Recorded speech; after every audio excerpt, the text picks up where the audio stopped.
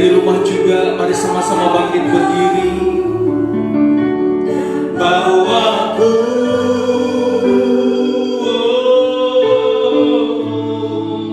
untuk lebih dekat lagi padamu, tinggal dalam indahnya kekabaran kasih-Mu. Mari sama-sama angkat tanganmu, katakan hanya Engkau.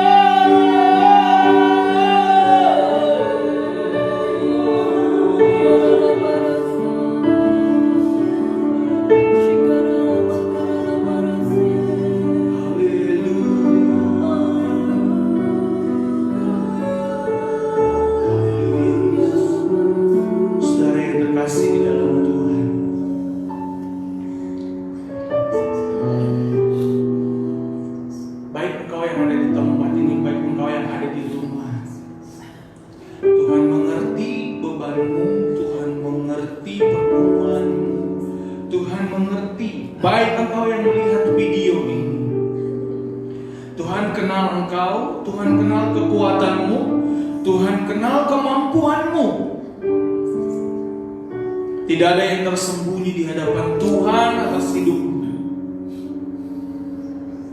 Tuhan tahu susahmu, Tuhan tahu letihmu, Tuhan tahu lelahmu, Tuhan tahu sakitmu, Tuhan tahu duka citamu, Tuhan tahu duri yang ada di dalam dagingmu. Tapi saya mau katakan kuasa Tuhan lebih besar daripada itu. Kuasa Tuhan lebih besar daripada itu. Dia sanggup menolongmu, Dia sanggup memulihkan. Haleluya Yesus.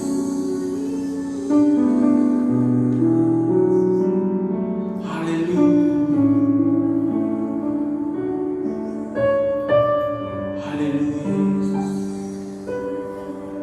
Haleluya.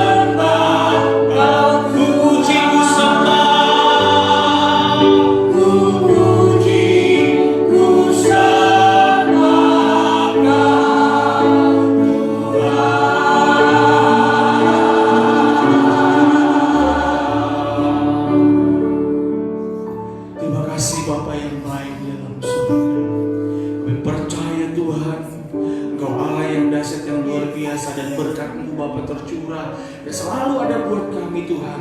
Terlebih hari ini berkat firman-Mu yang akan kami terima.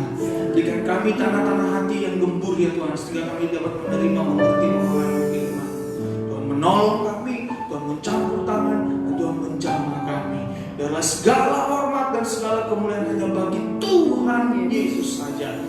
Tuhan, aku berdoa buat umat-umat-Mu, jemaat-Mu yang ada di rumah. Tuhan menolong juga, Tuhan mencampur tangan. Hadirat-Mu turun, hadir di rumah mereka masing-masing, bahkan dimanapun mereka berada. Yang melihat video ini ya Tuhan, Tuhan tolong juga, dan kami semua yang ada di ruangan ini. Kami tolak, katakan kuasa kegelapan roh jahat ini selalu mencoba-coba mengganggu, mengacaukan. Dan kalau sebentar kami akan menunggal dengan tubuh dan darah-Mu Tuhan, Tuhan tolong kami, Allah Roh Kudus, bekerjalah di dalam nama Tuhan Yesus Kristus. Sama-sama kita yang percaya dan siap mendengar firman sama berkata, amin. Silakan duduk, Bapak Ibu Saudara yang terkasih, baik yang ada di rumah, baik yang ada di ruangan ini. Saya sapa kita sekali lagi, Bapak. Saya sapa kita, Shalom.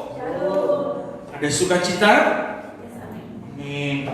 Ya, saya berharap Tuhan, dan bukan berharap saja, saya percaya Tuhan menolong, menyertai kita dalam situasi, kondisi apapun. Mari, saudara yang terkasih di dalam Tuhan, kita sama-sama akan belajar firman Tuhan, sama seperti tema yang sudah ada di flyer. Dan minggu lalu kita juga sudah belajar, itu part pertamanya, dan hari ini kita akan belajar part yang keduanya, yaitu kekuatan menghadapi masa transisi. Kekuatan menghadapi transisi ini sangat dibutuhkan di hari-hari ini, di saat ini, karena hari-hari ini kita tidak dapat pungkiri, kita tidak dapat berbantah-bantah bahwa hari-hari ini kita melihat, terlebih di dalam situasi kondisi pandemi ini, ada banyak hal-hal yang berubah dari kehidupan kita, ada banyak hal-hal yang berubah dari segala aktivitas kita, ada banyak hal yang berubah dari keluarga kita, dari gereja kita, dari kehidupan kekristenan kita, bahkan dari usaha, bahkan segala macam, ada banyak perubahan-perubahan yang kita alami. Kemarin hari Jumat, saudara tahu ada keluarga saya yang dari Bandung itu penyerahan anak. Ya, karena saya juga melihat ada beberapa juga hamba-hamba Tuhan akhirnya melangsungkan pemberkatan pernikahan di taman gitu ya, dan di mana-mana. Dan akhirnya kemarin juga saya melakukan penyerahan anak di outdoor ya, tempat terbuka kayak begitu, karena itu lebih aman daripada juga di gedung kayak begini, dan itu lebih aman. Nah, saudara, itu sesuatu yang tidak biasa. Tetapi dengan hal itu kita bisa melihat bahwa Tuhan itu bisa bekerja, bisa melakukan segala perkara, dan bisa memberkati kita, dan tidak ada yang bisa menghalangi kita. Benarlah kata firman Tuhan, tidak ada satu pun yang bisa menghalangi kita datang kepada Tuhan. Amin. Nah, itu sebabnya bagaimana kita tapi ada banyak orang yang tidak siap, ada banyak orang yang tidak mampu, ada banyak orang yang tidak bisa menghadapi masa-masa transisi ini. Ada orangnya dia semakin drop, semakin rendah. Ada orang yang biasa-biasa saja, ada orang yang ketakutan, ada orang yang semakin dia semangat dan semakin berapi-api kepada Tuhan. Tapi ada yang udahlah, menyerah dengan keadaan. Tapi mari kita mau melihat kembali, kita masih belajar tentang Daniel. Mari kita sama-sama membuka Daniel pasal yang ke-6. Daniel pasal yang ke-6 ayat yang ke-11. Satu ayat saja. Kalau minggu lalu kita sudah belajar pasal ayat sebelumnya, dan hari ini kita akan belajar apa kekuatan daripada Daniel saat dia menghadapi masa transisi yang begitu mencekam dia, yang begitu membuat dia tidak bisa bergerak, yang begitu membuat dia tidak bisa melakukan segala aktivitas atau apapun. Tapi kekuatan itu membuat dia lebih dari pemenang. Ya, Daniel pasal yang ke-6 ayat yang ke-11 kita baca bersama-sama. Saudara yang di rumah juga boleh sama-sama membaca dengan saya. 2, 3, ya.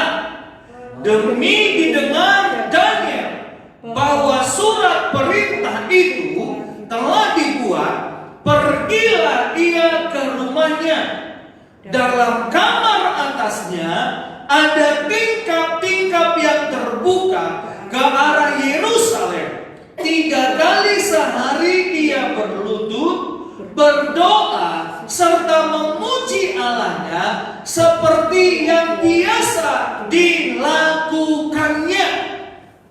Kita tahu saudara yang terkasih di dalam Tuhan, kehidupan daripada Daniel ini, minggu lalu juga saya sudah jelaskan kepada kita, Daniel ini adalah anak Tuhan atau orang Israel yang dibawa daripada pembuangan dari Yerusalem kepada pembuangan, dan dia bukan orang sembarangan, dia bukan orang yang boleh dikatakan dia adalah orang yang sangat penting dalam kehidupan bangsa Israel.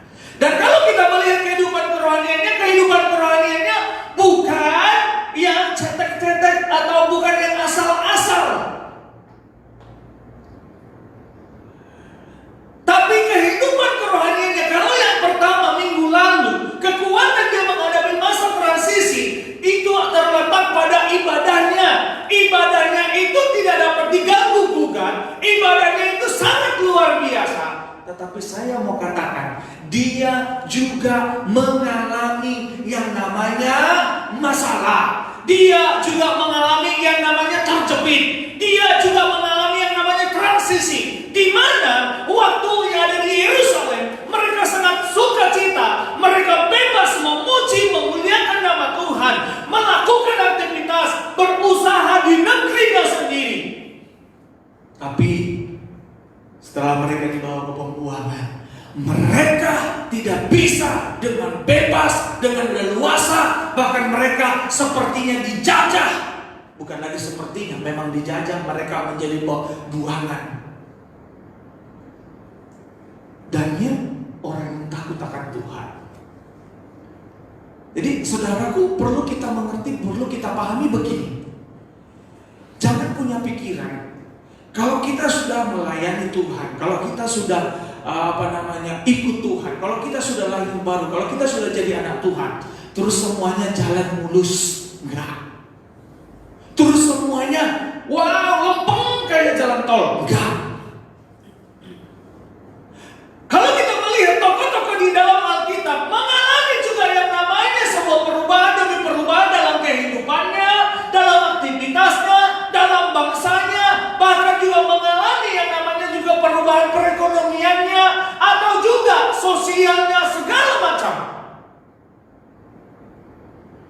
Tetapi Daniel mendapat kekuatan. Saya mau katakan kepada kita, bagi saya lucu. Ada orang berkata demikian, sudahlah, aku gak tuan-tuanan lagi, ya wis lah, ke gereja gak bisa, aku ibadah online gak masuk, udahlah, biarin aja lah, harus kayak gitu ya, kayak gitulah. Ada orang yang berkata demikian, dan saya pikir, saya melihat juga, padahal aku melayani Tuhan, aku begini, aku bla bla bla bla bla bla bla. Terus berkata demikian, di mana Tuhan? Terus ini pandemi ini hukuman Tuhan apa bukan sih? Masa Tuhan gak lihat? Pak, aku punya toko udah mau tutup belum? Pak, ini aku butuh uang dan begini, Pak. Mana Tuhan? Kalau memang ada Tuhan, kalau memang ini dari iblis, Pak, kalau memang ini ada setan di balik ini semuanya, kenapa nggak iblis itu dihadir sama Tuhan? Kenapa Tuhan nggak bilang langsung sama iblis? Kemudian, kalau memang Pak ini dari Allah, kenapa Tuhan nggak itu kan Pak? Pulihkan Pak. Dan kalau memang ini hukuman Tuhan, Pak, masa sejahat itu Tuhan? Dan ada banyak lagi hal-hal yang lain. Tidak siap menghadapi apa yang terjadi. Tapi saya mau katakan, kehidupan kita sebenarnya orang percaya tidak terletak dan tidak ditentukan oleh situasi kondisi yang terjadi di muka bumi ini. Karena kita ini sebenarnya bukan warga kerajaan dunia, tapi kita warga kerajaan surga. Dan kita ini adalah duta-dutanya Tuhan di tempat ini, di bumi ini. Dan rumah kita bukan di sini, tapi rumah kita di surga. Nah, oleh karena itu Tuhan tahu, Tuhan mengerti, sama seperti pujian yang kita naikkan tadi, siapa kita. Itu sebabnya kalau kita bukan orang daripada dunia ini atau lahir dari dunia ini, tapi daripada Kristus, daripada kerajaan surga, yang pastinya Tuhan menghadirkan kita mengalami situasi kondisi apapun itu, Tuhan pasti memberikan kekuatan, dan Tuhan pasti ada kekuatan yang di dalam kita. Tuhan pastikan ada kekuatan dalam hidup kita. Tapi sekarang perkaranya, adakah kita memakai kekuatan itu? Adakah kita datang kepada Tuhan meminta kekuatan itu? Adakah kita mempergunakan kekuatan itu?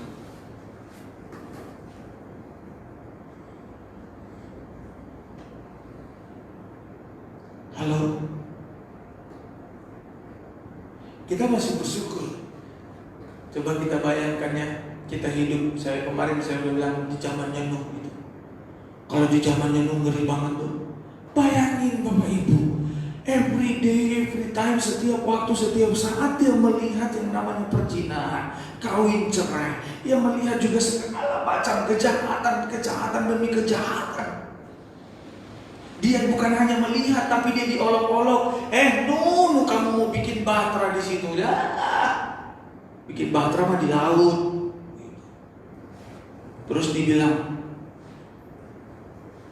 bertobat, Tuhan mau memusnahkan. Nuh bilang begitu, orang bilang,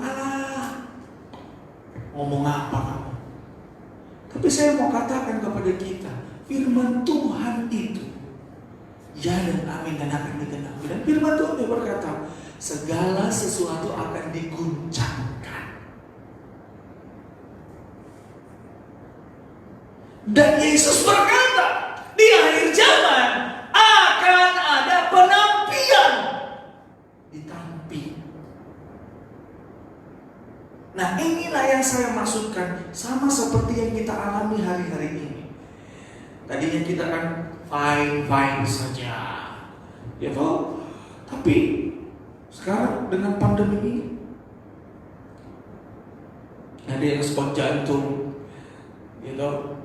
Saya mendengar juga ada beberapa anak-anak Tuhan, ya bagi saya itu motivasi supaya bagaimana jemaat yang Tuhan percayakan untuk tetap menyala-nyala.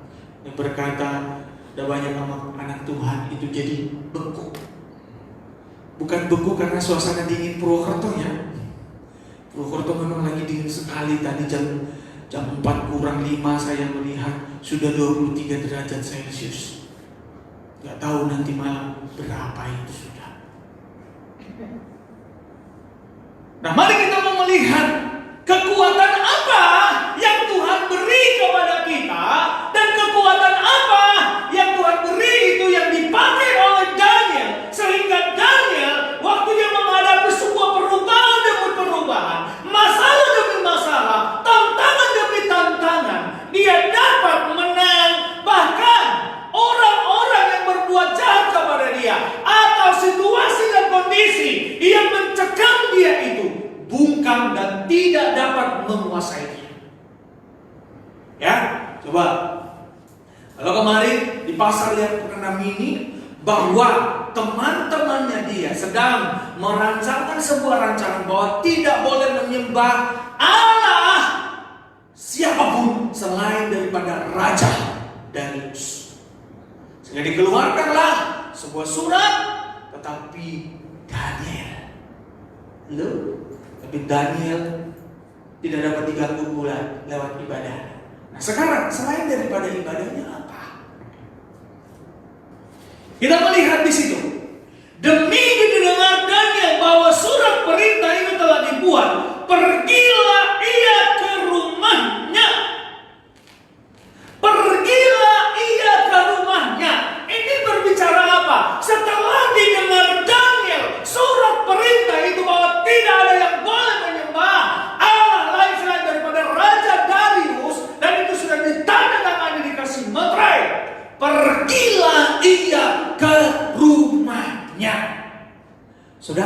berkata rumah itu apa?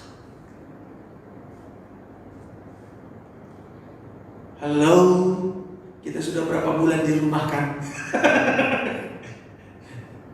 Halo, berkata rumah itu berbicara sebuah tempat berlindung, berteduh, bernaung, apalagi bercengkerama, kumpul keluarga, apalagi. Halo, berteduh. Halo? Artinya apa dari kehidupan kita? Begitu kita mendengar, begitu kita melihat situasi kondisi yang mencekam atau sebuah perubahan yang terjadi dalam kehidupan kita ini, memang ada kalanya kita harus berteduh, ada kalanya kita harus berlindung, ada kalanya kita harus beristirahat, bercengkerama dengan keluarga. Dan saya mau katakan, kehidupan kita sebenarnya baik atau tidak baiknya itu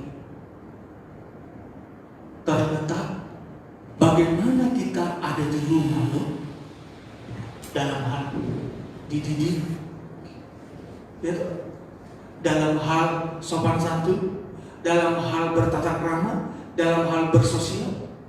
Betul? Betul.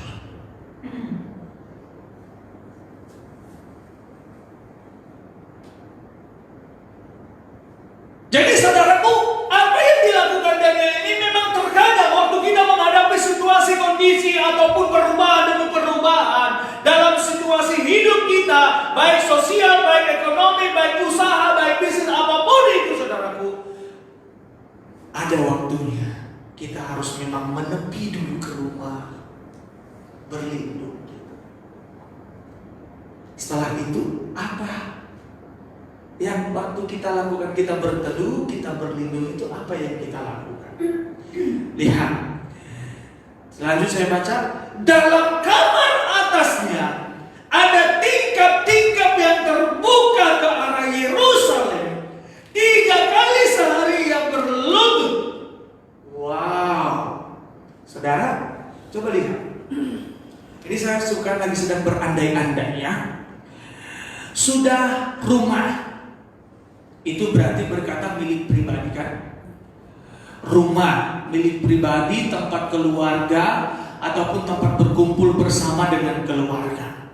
Nah, setelah di rumah ada lagi yang namanya kamar. Kamar ini berbicara lebih apa lagi? Privasi. Berbicara privasi.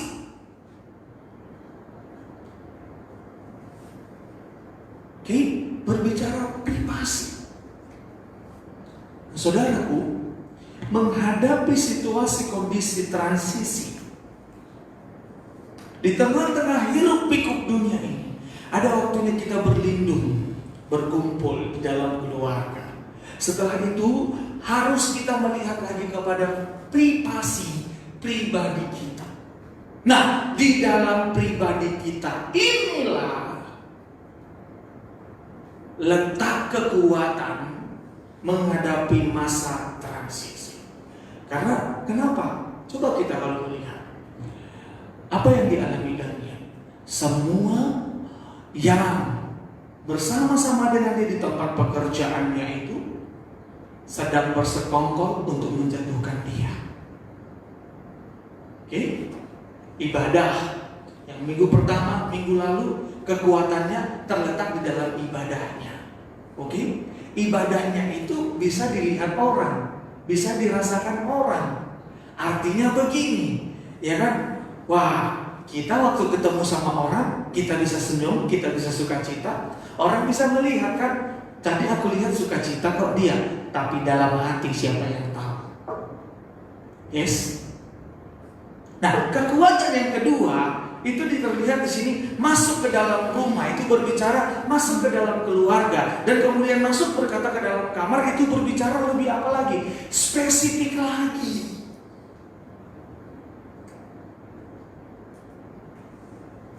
Halo?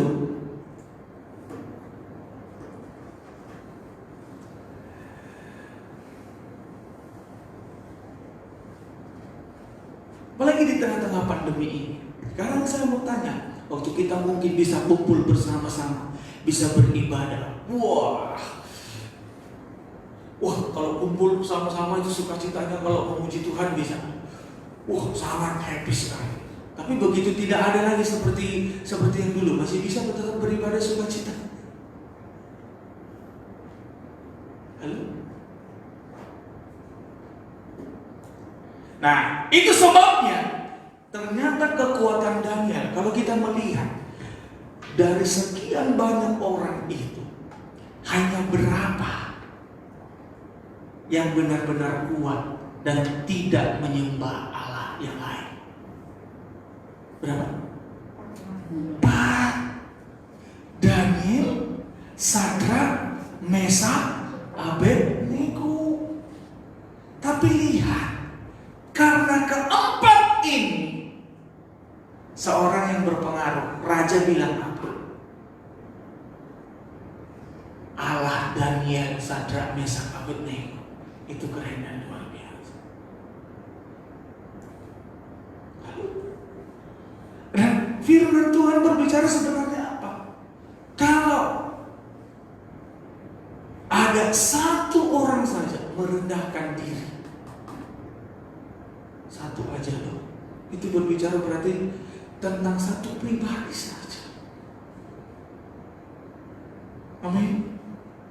Jadi saudaraku, ternyata apa kekuatan kita saat menghadapi masa transisi itu? Terletaknya itu sebenarnya di dalam diri kita, bukan dari orang lain. Nah, di dalam diri kita itu ada siapa? Ada Yesus. Nanti kita akan menunggal jadi satu dengan tubuh dan darah Yesus. Dan Tuhan berikan itu kepada kita.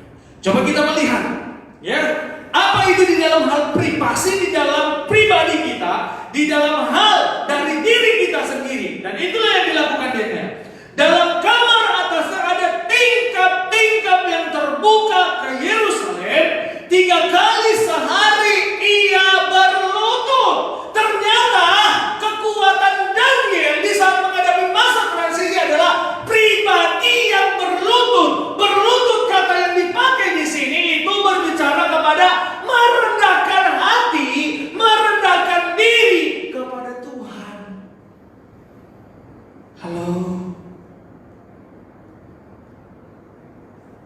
Tuhan bilang, aku melihat apa yang tidak dilihat. Berarti lebih kedalaman kita. Saudaraku, Tuhan mau kita menjadi pribadi yang rendah hati. Saya percaya saudara juga pasti kalau memiliki teman yang sombong, kayaknya risih ya. Kita aja sama manusia. Ya ampun, ini orang sombong banget kalau ngomong sombongan. Ini kalau kita melihat ada pribadi, teman kita atau sahabat kita pribadi yang rendah hati, kita senang berteman, apalagi dengan Tuhan. Dan Tuhan berkata, Tuhan menentang orang yang congkak. Dan ini terlihat, saudara, ternyata dikatakan di sana, kata yang dipakai di sini berlutut ini, dia merendahkan diri, merendahkan hati. Jadi dia seperti mengosongkan diri bahwa dia benar-benar nggak tahu, bahwa dia benar-benar nggak bisa, bahwa dia nggak mampu tanpa Tuhan. Dan dikatakan di sini 3 kali sehari dia berlutut. Nah, di situ juga dikatakan seperti yang biasa dia lakukan. Berarti seperti yang biasa dia lakukan, bahwa kebiasaan daripada Daniel, kebiasaan pribadi Daniel ini adalah rendah hati di hadapan Tuhan. Halo, orang yang merendahkan hati akan ditinggikan Tuhan. Amin. Jadi kekuatan Daniel menghadapi situasi kondisi itu, ternyata dia memiliki kerendahan hati, teman-temanku, saudara-saudaraku di dalam Tuhan. Berlutut, tapi bukan kerendahan hati yang berkata mungkin dengan sikap yang bisa kita lihat dengan sikap yang terlihat, bukan. Tapi maksudnya kata rendah hati di sini, berlutut di sini ini adalah bahwa dia nggak bisa dan dia nggak mampu dan dia nggak ada apa-apanya tanpa Tuhan. Paham ya maksud saya? Jadi setiap apapun yang mau dia lakukan, setiap apapun yang mau dia kerjakan, saya tanya Tuhan dulu. Saya ngomong sama Tuhan dulu. Aku mau doa dulu. Aku mau bertanya sama Tuhan dulu. Tapi sungguh-sungguh bertanya sama Tuhan dan sungguh-sungguh mendengarkan suara Tuhan. Bukan, saya mau tanya Tuhan dulu. Ternyata Tuhan sudah jawab tapi nggak dilakukan. Bukan kepalsuan ya. Halo?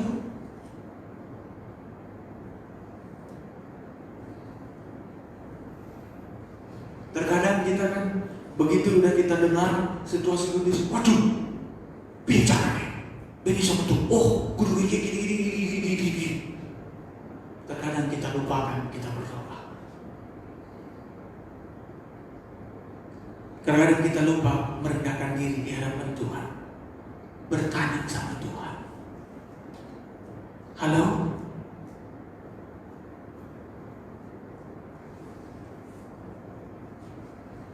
Coba kita melihat ya. Kejadian pasal 48 ayat 12. Kejadian 48 ayat yang ke-12. Saya bacakan kepada kita.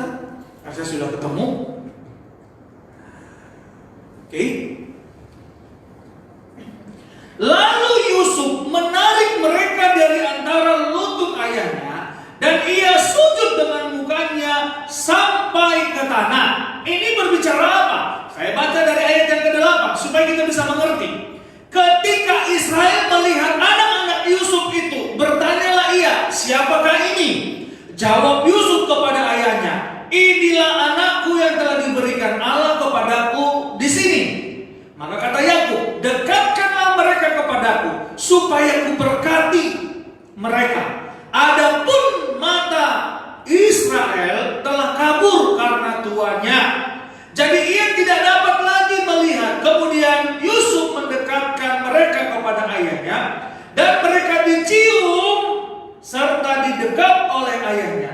Lalu berkatalah Israel kepada Yusuf, tidak sangka bahwa aku akan melihat mukamu lagi. Tetapi sekarang Allah bahkan memberikan aku melihat keturunanmu. Lalu Yusuf menarik mereka dari lutut ayahnya, dia sujud dengan mukanya sampai ke tanah. Lalu sujud menyembah. Itu berbicara apa sebenarnya? Israel atau Yakub itu lagi ngomong, tadinya aku gak berpikir kalau aku akan melihat engkau, tetapi Allah mengizinkan aku bukan hanya melihat engkau, tapi melihat keturunanmu. Dengan rendah hati Yusuf berlutut sujud sampai ke tanah. Artinya berbicara apa? Itu berbicara demikian. Kalau tanpa Tuhan dan kalau bukan karena Tuhan, itu tidak terjadi. Terima kasih Tuhan. Halo? Berlutut di sini itu sampai kepada berbicara sujud menyembah. Halo? Merendahkan hati di hadapan Tuhan. Amin. Jadi kekuatan menghadapi masa transisi. Kalau minggu lalu ibadah, yang sekarang yang kedua adalah berlutut, berarti berbicara merendahkan hati di hadapan Tuhan. Amin. Yang ketiga. Karena khotbah saya ini berseri minggu lalu dengan sekarang. Yang ketiga dikatakan kembali di sana, dalam kamar atasnya tinggi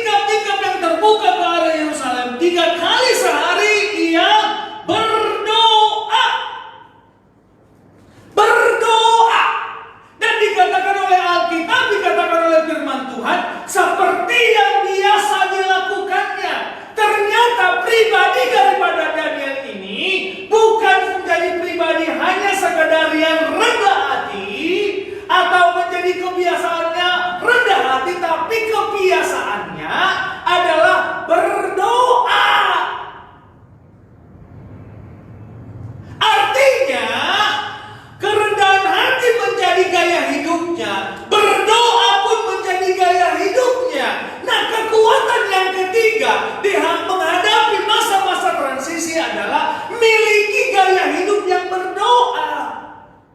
Bukan hanya pada waktu kita mengalami kesesakan, kita berdoa. Kita nggak mengalami masa kesesakan, kita nggak berdoa lagi. Tetapi yang Tuhan mau, kita memiliki gaya hidup yang berdoa. Amin.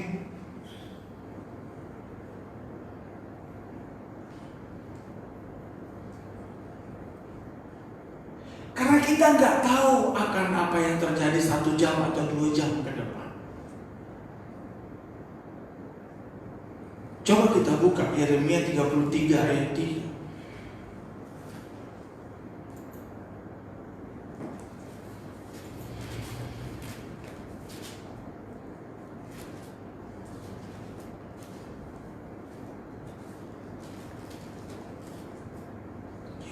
Yeremia 33 ayat 3 berkata demikian. Berserulah kepadaku, maka aku akan menjawab engkau dan akan memberitahukan kepadamu hal-hal yang besar yang tidak terpahami, yakni hal-hal yang tidak kau ketahui. Sungguhlah banyak hal yang kita tidak mengerti, yang kita tidak pahami dalam hidup kita ini, dalam situasi kondisi apalagi yang kita alami saat ini. Sama juga dengan Daniel. Tetapi ketika ia memiliki gaya hidup yang berdoa, gaya hidup yang berseru kepada Tuhan, Tuhan kasih tahu, Tuhan beritahu rancangan-rancangan atau hal-hal yang tidak dia mengerti itu, hal-hal yang besar itu. Amin. Ayo, miliki gaya hidup yang berdoa. Tapi memang tidak mungkin orang bisa memiliki gaya hidup berdoa kalau dia memiliki kerendahan hati. Itu sebabnya dikatakan oleh firman Tuhan tadi, berlutut, berarti dia merendahkan diri. Kemudian dia berdoa. Seseorang tidak akan pernah bisa memiliki gaya hidup kalau tidak memiliki kerendahan hati di hadapan Tuhan. Tapi Pak, ada kok orang katanya pendoa, dia berdoa terus begini. Tapi sombongnya luar biasa. Saya mau katakan dia itu pendoa hanya label dunia saja. Kata kebiasaan berdoa atau pendoa di sini benar-benar mengerti, memahami dan melekat memiliki keintiman dengan Tuhan. Dan saat orang memiliki keintiman dengan Tuhan, pastilah orang itu berubah. Nggak mungkin orang Alkitab mengajarkan pergaulan yang buruk merusak kebiasaannya baik. Nah sekarang pergaulan yang baik akan memperbaiki kebiasaannya buruk. Kalau orang sudah terbiasa berdoa, terbiasa intim dengan Tuhan, tapi dia nggak berubah, perlu dipertanyakan, yaitu berdoa atau bergigau. Miliki kebiasaan hidup kita berdoa. Gak usah lama-lama, saudara. Coba kita kalau melihat sepintas ya, saya ingatkan kembali kepada kita. Kita lihat Yesus pagi-pagi dia bangun sekitar jam 3 untuk berdoa sebelum memulai aktivitasnya. Kemudian sebelum memilih murid-muridnya, dia berdoa semalam-malaman. Kemudian apa lagi? Waktu dia menghadapi tantangan rintangan, dia berdoa sebelum dia disalibkan sampai berpeluh darah. Untuk memulai pelayanannya, dia doa puasa 40 hari. Dan Alkitab mengajarkan bahwa ada tempat dia biasa berdoa. Itu apa? Taman Getsemani. Gaya hidupnya ada berdoa. Halo.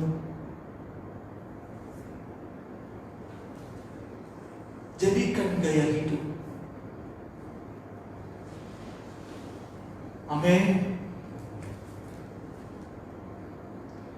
Itulah yang dilakukan oleh Daniel. Doa orang benar apa? besar kuasanya. Elia orang biasa, tapi ketika dia memiliki kehidupan doa, jemaat, engkau sudah ikut, beberapa sudah ikut sekolah doa. Ayo mari bangkitkan kembali, menyala kembali api doa.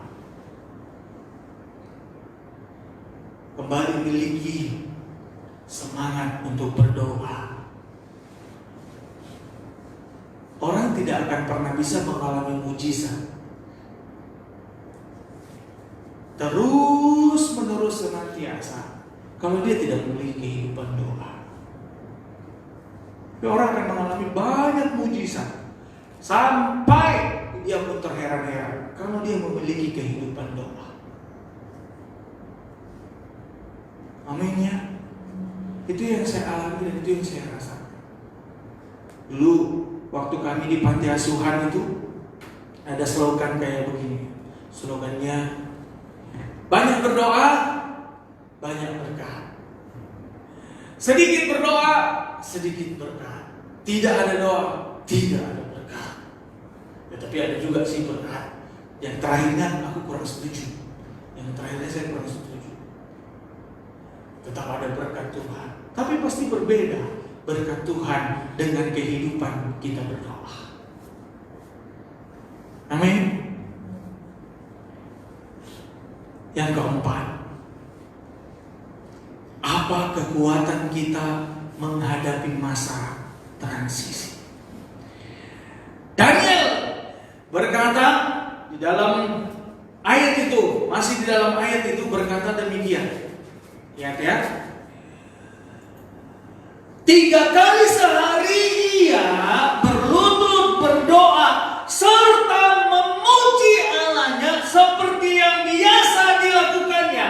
Ternyata kekuatan yang keempat menghadapi masa transisi dan menjadi suatu kebiasaan bagi kita adalah memuji Allah. Ada banyak mulut kita ini kita pakai untuk menggosipi orang. Ada banyak mulut kita ini kita pakai untuk bersungut-sungut. Ada banyak mulut kita ini kita pakai untuk mengucapkan kata-kata kotor. Ada banyak mulut kita ini kita pakai untuk kepada hal-hal yang tidak benar. Tapi firman Tuhan berkata, mari kita pakai mulut kita untuk memuji Allah.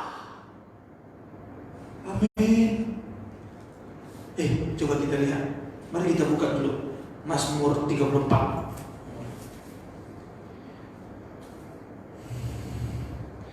Kalau kita lagi diberkati, lagi kita banyak uang, kita lagi omsetnya banyak, atau lagi laku, kita gampang untuk memuji Tuhan. Tapi coba kita buka Mazmur 34 ayat yang pertama. Mazmur 34 ayat yang pertama saya baca kepada kita. Dalam perlindungan Tuhan dari Daud, pada waktu ia pura-pura tidak waras pikirannya di depan Abimelek, sehingga ia diusir lalu pergi. Ayat yang kedua, aku hendak memuji Tuhan pada segala waktu. Puji-pujian kepadanya tetap di dalam mulutku. Karena Tuhan jiwaku bermegah. Biarlah orang-orang yang rendah hati mendengarnya dan bersuka cita. Muliakanlah Tuhan bersama-sama dengan aku. Marilah kita bersama-sama memasyurkan namanya. Aku telah mencari Tuhan, lalu Ia menjawab aku dan melepaskan aku dari segala apa? Dari segala kegentaranku. Tunjukkanlah pandanganmu kepadanya, maka mukamu akan berseri-seri dan tidak akan malu tersipu-sipu. Ini ayat firman Tuhan ditulis oleh Daud dan dikatakan pada waktu dia apa? Pura-pura orang gila di depan Abimelek. Abimelek ini siapa? Ini Abimelek ini adalah musuhnya dia. Orang Filistin, raja Filistin. Halo?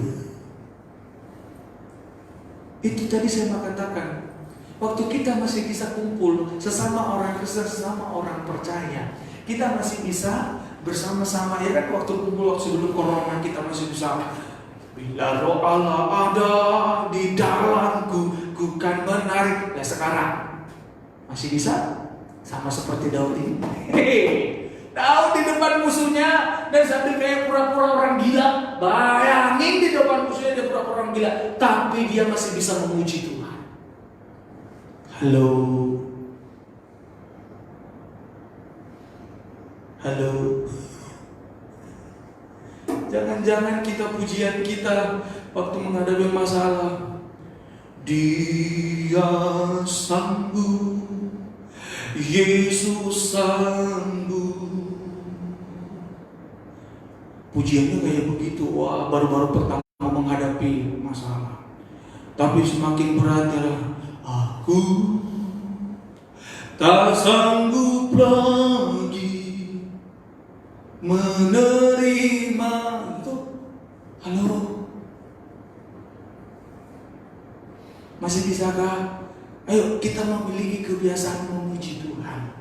Saudara, saya mau katakan, pujian Tuhan bertata di atas pujian kita, dan pujian itu membawa dampak sangat-sangat kepada kita. Saya kalau di pastori, saya pasang aja lagu. Kebetulan saya suka lagu bahasa Inggris.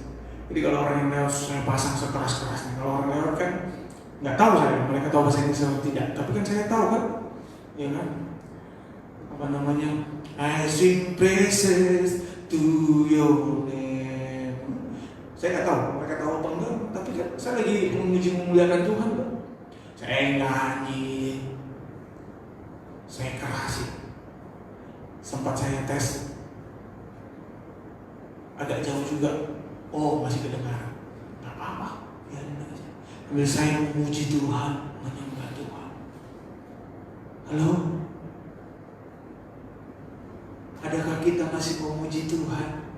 Atau kita sedang bersungut-sungut? Tuhan, sudah begini, bla bla bla bla bla bla bla bla bla bla bla. Kita harus memuji Tuhan dalam situasi kondisi apapun. Itu sebabnya Daud dikatakan menjadi pemazmur dan orang yang berkenan di hadapan Tuhan. Dan itu sangat terbukti karena kebiasaannya memuji Tuhan. Sampai harus di tengah-tengah orang musuhnya itu Abimelek, dia menjadi seperti kayak orang gila aja pun masih memuji Tuhan dong. Istilahnya gini, udah di depan musuh, udah di depan singa nih, udah mau dimakan kau, tapi masih bisa memuji Tuhan. Kita masih bisa memuji Tuhan, udah di depan singa. Dan itu yang dilakukan oleh Daniel. Taruhannya dia masuk ke mana? Gua singa dong. Tapi dia bisa masih memuji Tuhan. Pada waktu dia memuji Tuhan, Tuhan bertahta di atas pujiannya itu. Dan pada waktu dia masuk ke dalam gua singa, apa yang terjadi? Mungkin kalau siapa? Kalau Danielnya mungkin juga omnivore.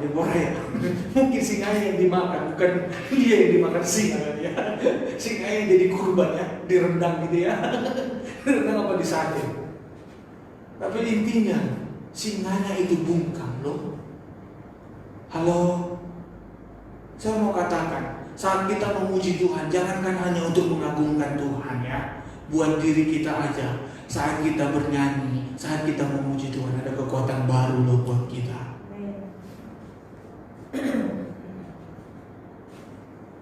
Amin. Daripada menggosipin orang, itu daripada ngerasani orang, daripada mengeluh,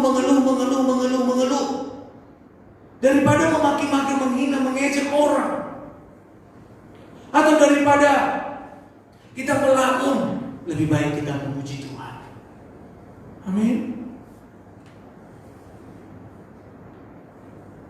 Banyak pujian-pujian menyukakan, menyenangkan Allah. Saudara mau sambil melakukan aktivitas apapun, ada kita? Karena saya mau tanya, waktu sakit masih bisa nyanyi?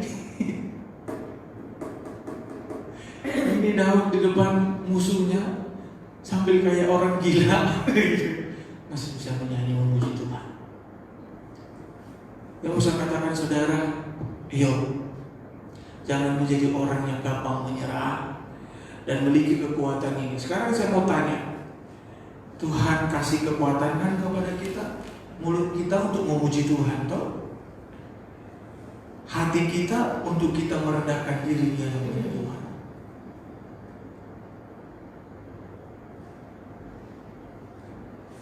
Tangan kita, mulut kita, hati kita ada di dalam kita untuk kita berdoa. Amin. Itu sebabnya saya ulangi perkataan saya minggu lalu. Daniel menjadi raja 3 raja loh.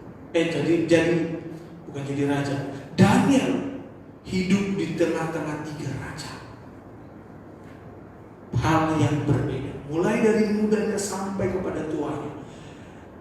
Dia dimasukkan ke gua singa, dia disuruh makan makanan yang bla bla, teman-temannya dibakar hidup-hidup tapi tidak terbakar. Karena apa? Mereka memiliki kekuatan di tengah-tengah masa transisi perubahan terjadi. Amin.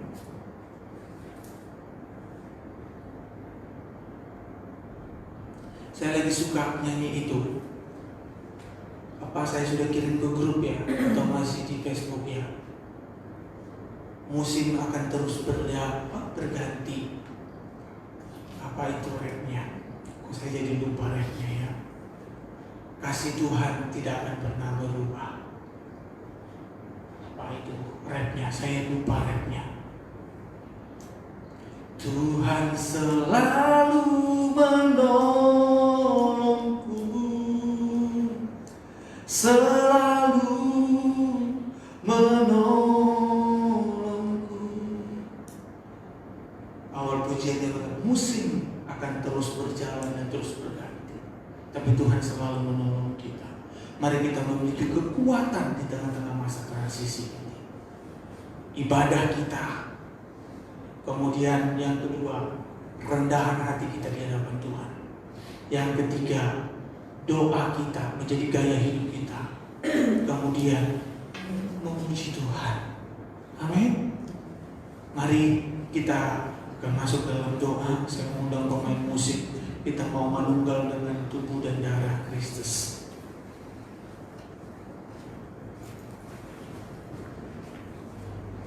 Kita angkat pujian kasih yang terindah. Haleluya Yesus.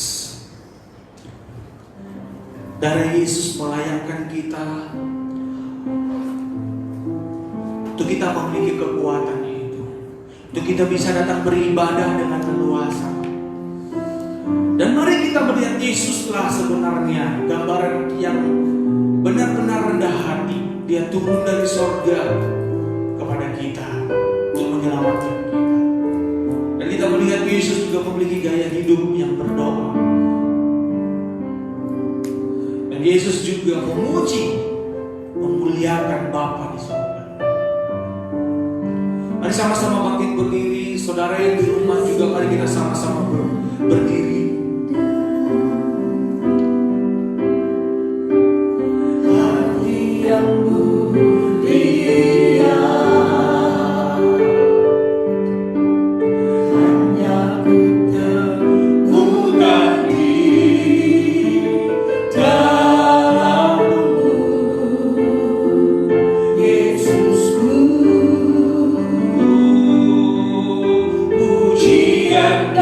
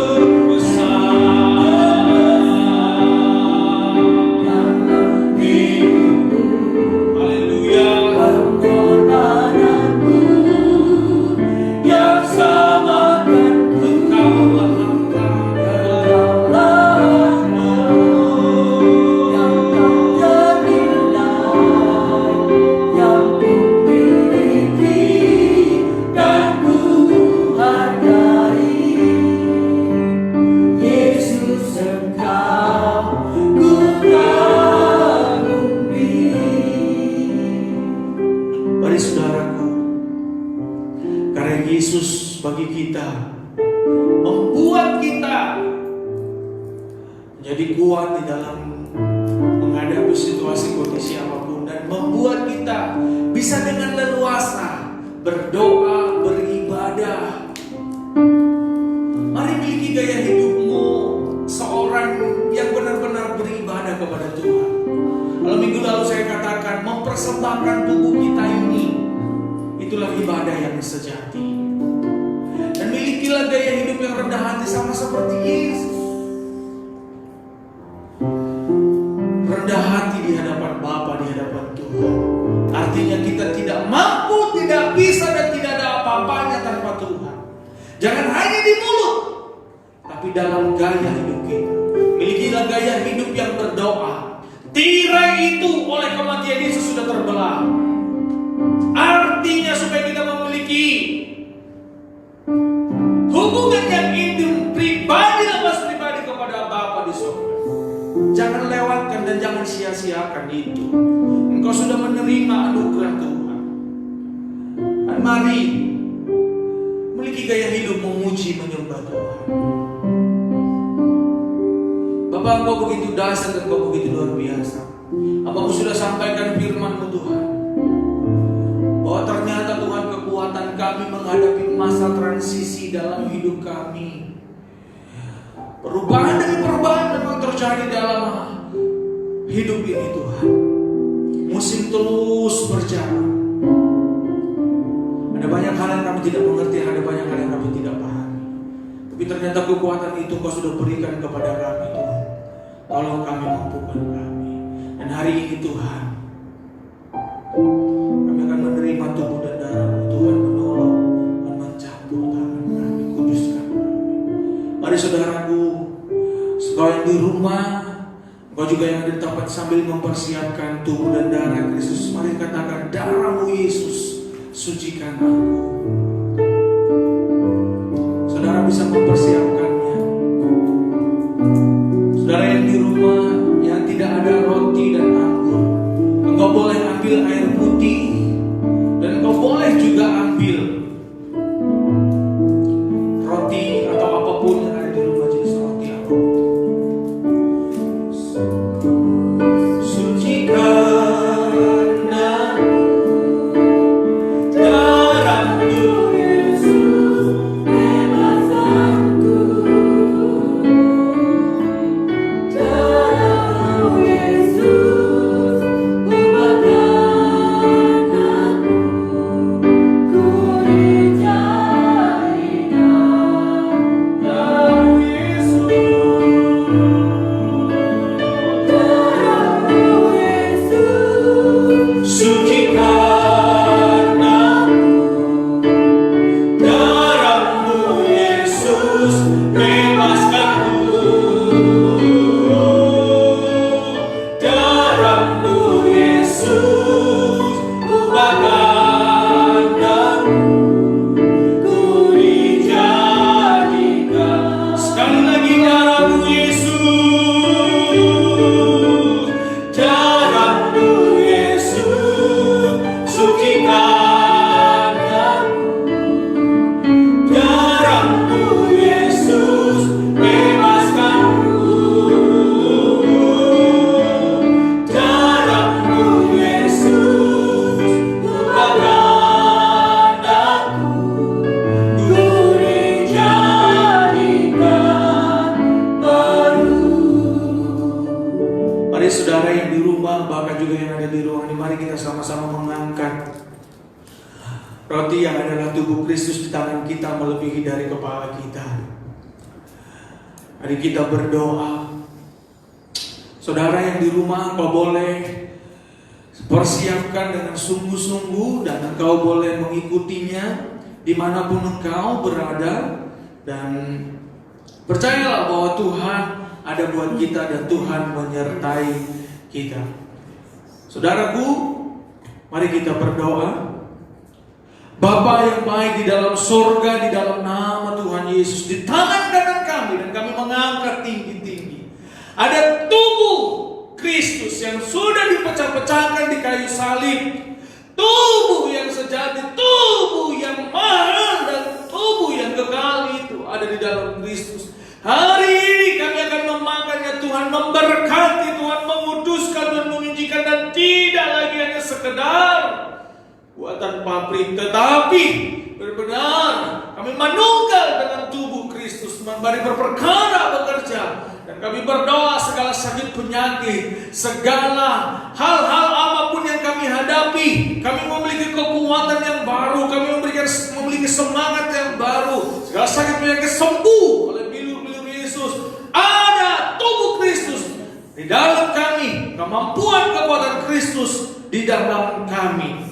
Sebab apa yang telah kuteruskan kepadamu telah aku terima dari Tuhan, yaitu bahwa Tuhan Yesus pada malam waktu ia diserahkan mengambil roti, dan sesudah itu ia mengucap syukur atasnya. Ia memecah-mecahkannya dan berkata, inilah tubuhku yang diserahkan bagi kamu. Perbuatlah ini menjadi peringatan akan daku. Saudara yang terkasih, apakah saudara percaya roti yang adalah tubuh Kristus di tangan saudara menjadi tubuh dan menjadi kekuatan dan menjadi suatu kekuatan yang daripada Tuhan buat kita? Amin. Dalam nama Tuhan Yesus Kristus, mari kita sama-sama memakannya.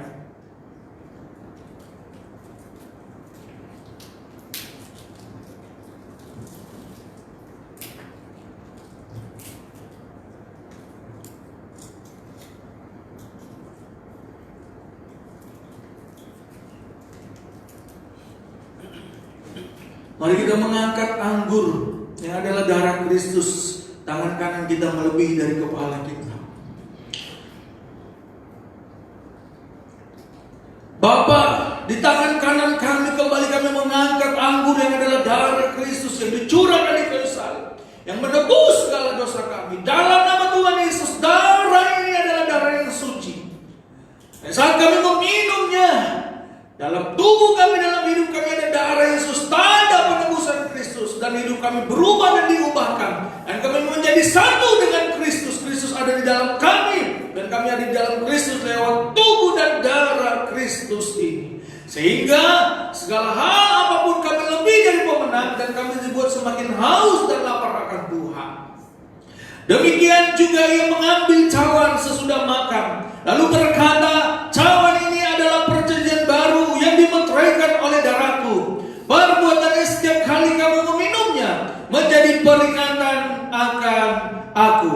Sebab setiap kali kamu makan roti ini dan minum cawan ini, kamu memberitakan kematian Tuhan sampai ia datang. Saudara yang terkasih, bukankah yang di tangan kita ini anggur adalah darah Kristus? Kita saat meminumnya menjadi manunggal, bersekutu dengan darah, dengan tubuh Kristus, sehingga kita mendapat kekuatan yang baru yang daripada Tuhan.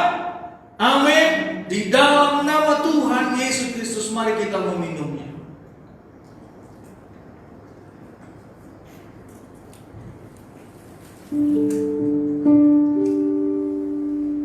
Haleluya. Mari ucapkan syukurmu kepada Tuhan. Haleluya Yesus. Terima kasih Bapa. Terima kasih. Haleluya.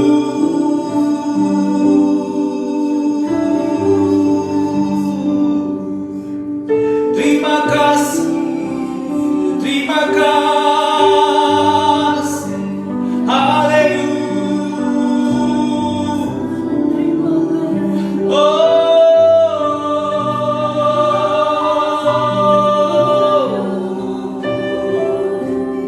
Haleluya. Oh.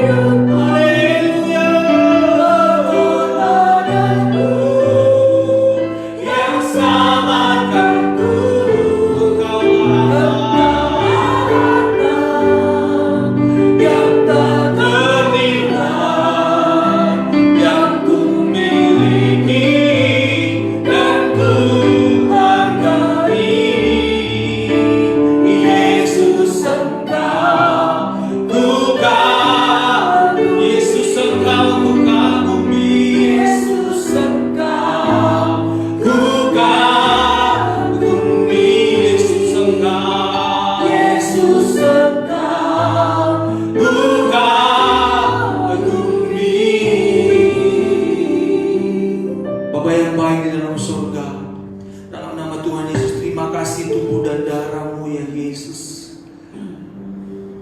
Kami dibawa manunggal bersekutu menjadi satu dengan Kristus lewat tubuh dan darah. Kalau ada hal-hal yang tidak berkenan, kami minta ampun dan kami mohon ampun. Dan hari ini Tuhan, aku berdoa ya Tuhan, Tuhan firman-Mu sudah disampaikan. Tuhan, materaikan dan mampukan kami menjadi pelaku firman. Dan hari ini kami akan akhiri ibadah kami. Tuhan, tolong kami. Mari saudaraku, kita akan mengakhiri ibadah kita. Kita bersama-sama merendahkan hati dan kita bersama-sama berdoa buat bangsa dan negara kita ini dan buat kota kita ini. Tuhan menolong dan Tuhan mencampur tangan. Mari sama-sama kita akan berkata, sebab Tuhan baik, bahwasanya untuk selamanya kasih setianya.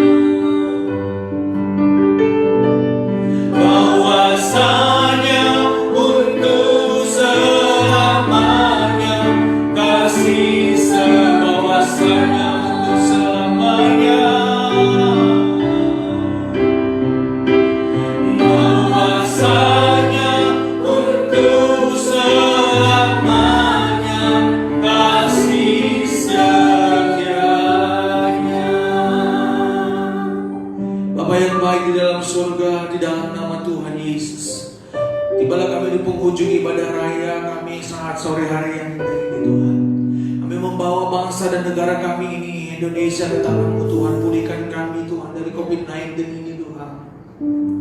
Berikan hikmat marifat daripada Engkau kepada pemerintahan, kepada para pemimpin-pemimpin Tuhan, sehingga semua dapat ditangani dan dijalankan, baik perekonomian bangsa negara dengan baik ya Tuhan. Kami juga berdoa ya Tuhan buat Presiden Jokowi sampai dengan jajaran yang terendah. Tuhan kokohkan, Tuhan teguhkan, dan tidak ada satu dapat yang mengganggu, menggoncangnya. Tapi biarlah anugerah pertolongan daripada Tuhan. Dari Sabang sampai Merauke Indonesia kami serahkan ke tangan-Mu. Tuhan pulihkan, Tuhan campur tangan pemimpin-pemimpin daerah. Tuhan berikan hikmat marifat daripada Engkau Tuhan.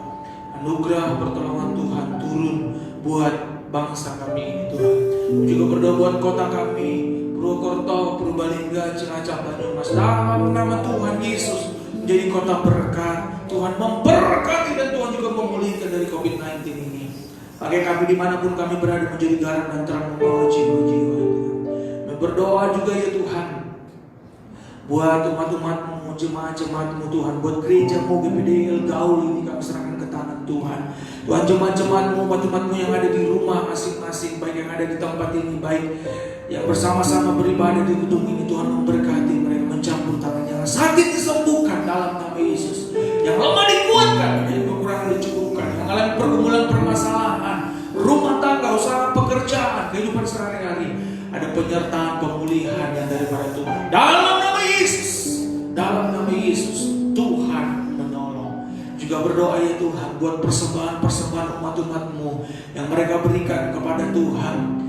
itu persembahan ucapan syukur, persembahan persepuluhan, persembahan yang lainnya. Tuhan memberkati, Tuhan membalas sesuai dengan janji firman-Mu ya Tuhan.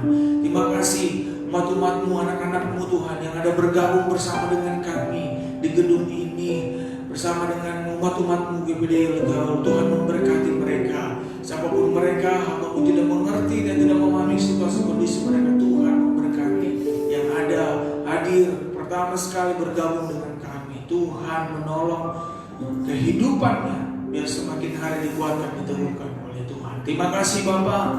Dan hari ini Tuhan, pelayan-pelayan yang mengambil bagian, Tuhan juga memberkati, Tuhan menolong, Tuhan mencampur tangan. Sepanjang minggu ini Tuhan, kami akan melanjutkan aktivitas kami, melakukan, bahkan Tuhan di bulan Agustus ini kami Bapa hari Jumat kembali akan bersama-sama melakukan doa malam.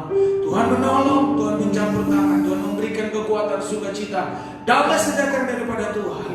Untuk kami Bapa menyalakan kembali api doa buat kota ini, buat gereja-Mu ya Tuhan. Dan berkatilah gereja-Mu GPD Legaul menjadi berkat bagi kota, bagi bangsa, dan bagi bangsa-bangsa. Terima kasih ya Tuhan. Kalau ada Kau temukan hal yang tidak berkenan dalam ibadah kami meminta ampun. Dan hari ini mau terima berkat yang daripada Engkau, kuduskanlah roh, jiwa, dan tubuh kami, dan hati dan pikiran kami. Saudaraku yang terkasih, angkatlah hatimu, arahkan hatimu kepada Tuhan, dan angkatlah kedua tanganmu, baik engkau yang di rumah juga.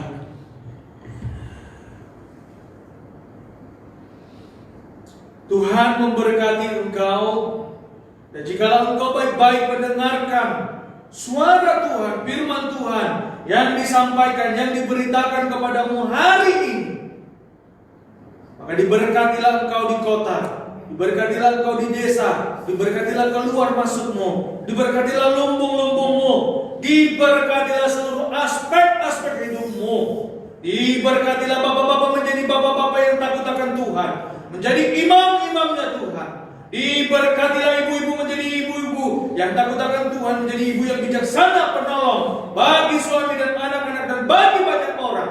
Diberkatilah anak-anak muda menjadi anak-anak muda pembuat generasi yang membuat sejarah bagi Kristus. Diberkatilah anak-anak, bahkan juga anak-anak yang ada dalam kandungan diberkati oleh Tuhan.